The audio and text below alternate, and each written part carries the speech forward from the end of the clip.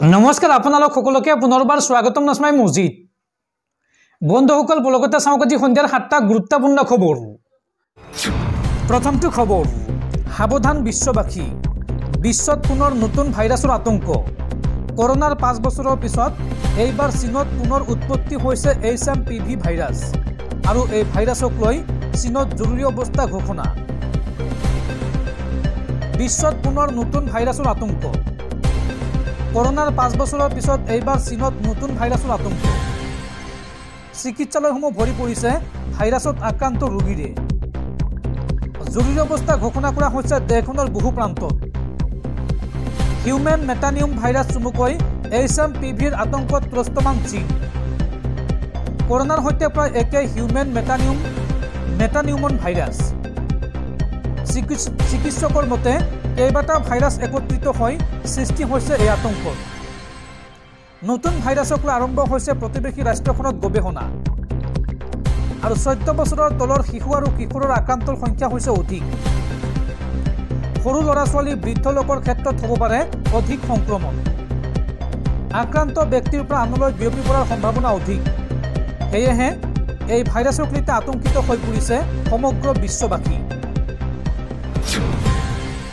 পৰৱৰ্তী খবৰ, অপৰাধীৰ বিৰুদ্ধে পুনৰ আৰক্ষীৰ দয়া নাই ক্ষমা নাই নীতি। চাইবাৰ অপৰাধীৰ বিৰুদ্ধে এইবাৰ ৰাজ্যজুৰি অসম আৰক্ষীৰ তীব্ৰ অভিযান আৰু অভিযান চলাই গ্ৰেপ্তাৰ কৰিছে 10টাকৈ চাইবাৰ অপৰাধীক আৰু লগতে জব্দ কৰা হৈছে চাইবাৰ অপৰাধত ব্যৱহৃত বহু সামগ্ৰী। অপৰাধীৰ বিৰুদ্ধে পুনৰ দয়া নাই ক্ষমা নাই নীতি অসম আৰক্ষীৰ। ৰাজ্যত চাইবাৰ অপৰাধীৰ বিৰুদ্ধে আৰক্ষীৰ তীব্ৰ অভিযান। মৰিগাঁৱত চাইবাৰ অপৰাধীৰ বিৰুদ্ধে আৰক্ষীৰ অভিযান। অসম আৰক্ষীৰ অপৰাধ শাখাৰ অভিযানত গ্ৰেপ্তাৰ কৰা হৈছে 10টাকৈ অপৰাধী। অপৰাধী কেইটাৰ পৰা জব্দ কৰা হৈছে চাইবাৰ অপৰাধত ব্যৱহৃত বহু সামগ্ৰী। জিলাখনৰ বিভিন্ন প্ৰান্তত চলি আছে আৰক্ষীৰ তীব্ৰ অভিযান। এই পৰ্যন্ত আৰক্ষীৰ জালত পৰিছে 10টাকৈ চাইবাৰ অপৰাধী।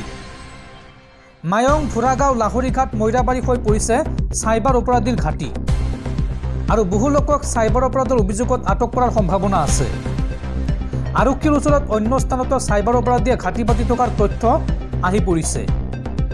উল্লেখযোগ্য যে বিগত অৰ্থাৎ 2024 বৰ্ষতো 200ৰো অধিক চাইবাৰ অপৰাধীক গ্ৰেপ্তাৰ কৰিছিল আৰক্ষীয়ে। পৰৱৰ্তী খবৰ, ৰাজ্যত পুনৰ ভূমিকম্পৰ জোকাৰণি। আজি পুৱা 10:02:40 অনুভূত হয় এই ভূমিকম্পৰ জোকাৰণি। 5.1 প্ৰাবল্যৰ ৰিক্টাৰ স্কেলৰ ভূমিকম্পই জোকাৰি যায় ৰাজ্যৰ ভিন্ন প্ৰান্ত আৰু এই ভূমিকম্পৰ অভিকেন্দ্ৰ আছিল ম্যানমাৰ। দৰ্শকসকল আৰু বহুতো গুৰুত্বপূৰ্ণ খবৰ আছে। তাৰ আগতে আপোনাক জনাওঁ যে যদি আপুনি এতিয়ালৈকে এইটো ভিডিঅ'ত লাইক কৰা নাই তেন্তে এতিয়াই ভিডিঅ'টোত লাইক কৰি দিয়ক আৰু এনেকুৱা ধৰণৰ ভিডিঅ'সমূহ নিতৌ চাবলৈ চেনেলটো ছাবস্ক্ৰাইব কৰি কাষত থকা বেল আইকনটো প্ৰেছ কৰি ৰাখক। পৰৱৰ্তী খবৰ, পুনৰ বিপদত দেশৰ বিশিষ্ট উদ্যোগপতি গৌতম আদানী। আদানীৰ বিৰুদ্ধে থকা 3টা গোচৰৰ হ'ব একেলগে বিচাৰ। আদানীৰ বিৰুদ্ধে থকা 3টা গোচৰৰ হ'ব একেলগে বিচাৰ।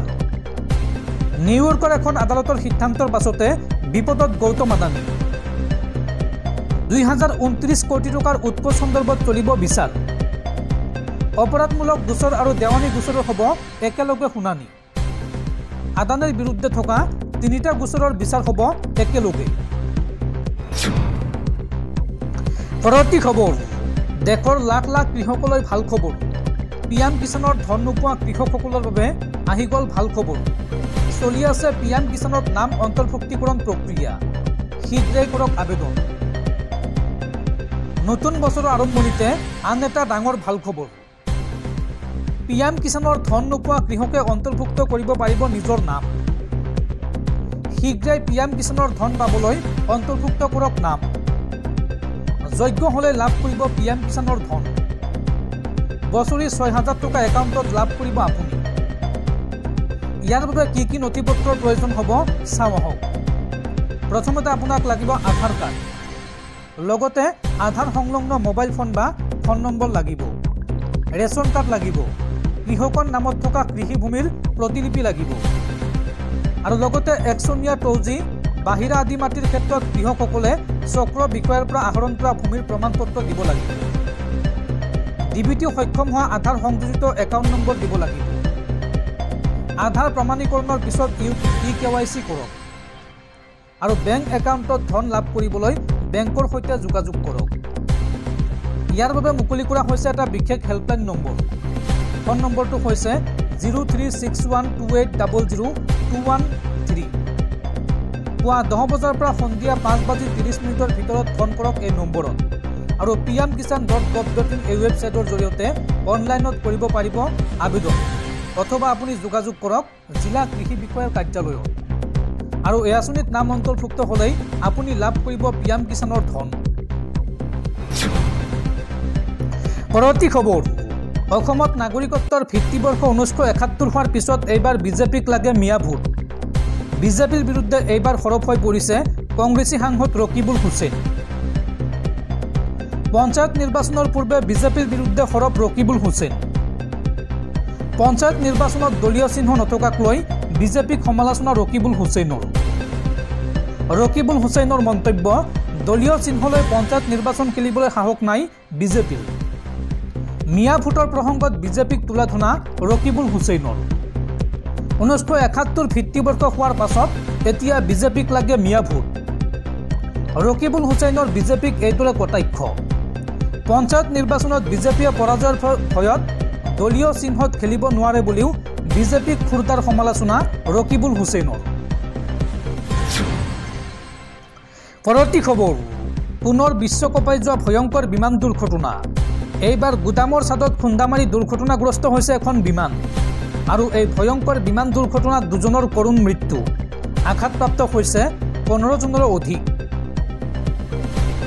পুনৰ ভয়ংকৰ দুৰ্ঘটনাত পতিত এখন বিমান। গুদামৰ ছাদত খুন্দা মাৰি দুৰ্ঘটনাগ্ৰস্ত হয় এই বিমানখন। উৰণৰ কিছু সময় পিছতে বিমানখন দুৰ্ঘটনাত পতিত হয় আৰু এই ভয়ংকৰ বিমান দুৰ্ঘটনাত 2জনৰ কৰুণ মৃত্যু। এই ঘটনাত 15জনৰো অধিক লোক আঘাতপ্ৰাপ্ত হৈছে। উদ্ধাৰকাৰী দলে হতাহত লোকক প্ৰেৰণ কৰে হাস্পাতাললৈ। বৃহস্পতিবাৰে দক্ষিণ কেলিফৰ্ণিয়াত সংঘটিত হৈছে এই ভয়ংকৰ বিমান দুৰ্ঘটনা। গুদামৰ ছাদত বিমানখনে খুন্দা মৰাৰ পিছতে প্ৰচণ্ড বিস্ফোৰণ হয়। উল্লেখযোগ্য যে এই গুদামটোত মজুত ৰখা হৈছিল চিলাই মেচিন আৰু কাপোৰ। পৰৱৰ্তী খবৰ, ৰাজ্য কঁপাই যোৱা ট্ৰেডিং কেলেংকাৰীক লৈ ডাঙৰ খবৰ। ঠিকনা সলনি হ'ল ট্ৰেডিং কেলেংকাৰীৰ অন্যতম মূল অভিযুক্ত বিশাল ফুকন, চুমি বৰা আৰু তাৰ্কিকৰ। গুৱাহাটীৰ পৰা স্থানান্তৰ কৰা হ'ল ডিব্ৰুগড়ৰ কেন্দ্ৰীয় কাৰাগাৰলৈ। এতিয়াৰ পৰা ডিব্ৰুগড় কেন্দ্ৰীয় কাৰাগাৰত থাকিব চুমি বৰা, বিশাল ফুকন আৰু তাৰ্কিক। পৰৱৰ্তী খবৰ, ৰাজ্যত পুনৰ গড়ৰ আক্ৰমণত মৃত্যু এগৰাকী কৃষকৰ। কাজিৰঙাত সংঘটিত হৈছে এই ঘটনা। পথাৰত ব্যস্ত থকাৰ সময়তে গড়ে আক্ৰমণ কৰে খেতিয়কক আৰু মৃত এইগৰাকী ব্যক্তি 2 নং পহৰাৰ মহপাৰাৰ আমৰাম গণক। পৰৱৰ্তী খবৰ, 31 ডিচেম্বৰৰ নিশা গুৱাহাটীত পায়েল শইকীয়াৰ ৰহস্যজনক মৃত্যুৰ গোচৰত 2জনক আটক। মানৱজ্যোতি কোচ আৰু ৰাজ খাউণ্ডক আটক চান্দমাৰী আৰক্ষীৰ। মানৱ আৰু ৰাজৰ লগতে মনোজ নামৰ এজন যুৱকক প্ৰৱেশ কৰিছিল পায়েলৰ ফ্লেটত। 31 ডিচেম্বৰত দৰ্জা ভাঙি ফ্লেটত প্ৰৱেশ কৰিছিল 3 যুৱক। চিচি কেমেৰাত বন্দী হৈছিল 3জন ফ্লেটত প্ৰৱেশ কৰাৰ দৃশ্য। পৰৱৰ্তী খবৰ, দেশবাসীলৈ আন এক উদ্বেগজনক খবৰ। দেশত বৃদ্ধি পাইছে বিদ্যালয়ৰ এৰা ছাত্ৰ ছাত্ৰীৰ সংখ্যা। 2023-24 বৰ্ষত বিদ্যালয় এৰিছে 37 লাখ ছাত্ৰ ছাত্ৰী। এই সময়ছোৱাত বিদ্যালয়ৰ ছাত্ৰীৰ সংখ্যা হৈছে 16 লাখ। এই সময়ছোৱাত অসমত প্ৰাথমিক পৰ্যায়তে বিদ্যালয় এৰিছে 6.8% ছাত্ৰ ছাত্ৰীয়ে। একেদৰে মাধ্যমিক পৰ্যায়ত 8.2% আৰু উচ্চতৰ মাধ্যমিক পৰ্যায়ত 19.5% ছাত্ৰ ছাত্ৰীয়ে এৰিছে বিদ্যালয়। শেহতীয়াকৈ প্ৰকাশ পাইছে এই চাঞ্চল্যকৰ তথ্য। পৰৱৰ্তী খবৰ, UPI ব্যৱহাৰকাৰীলৈ জৰুৰী খবৰ। 2024 ডিচেম্বৰ মাহতে 16.73 বিলিয়ন লেনদেনেৰে অভিলেখ সৃষ্টি UPI। ভাৰতীয় ৰাষ্ট্ৰীয় পেমেণ্ট নিগমে প্ৰকাশ কৰা তথ্য অনুসৰি 2024 চনৰ ডিচেম্বৰ মাহত ইউনিফাইড পেমেণ্টছ ইণ্টাৰফেচ চমুকৈ UPI লেনদেনে 16.73 বিলিয়নেৰে অভিলেখ সৃষ্টি কৰিছিল। নৱেম্বৰ মাহৰ তথ্যৰ তুলনাত এই পৰিমাণ 8% বৃদ্ধি পাইছে।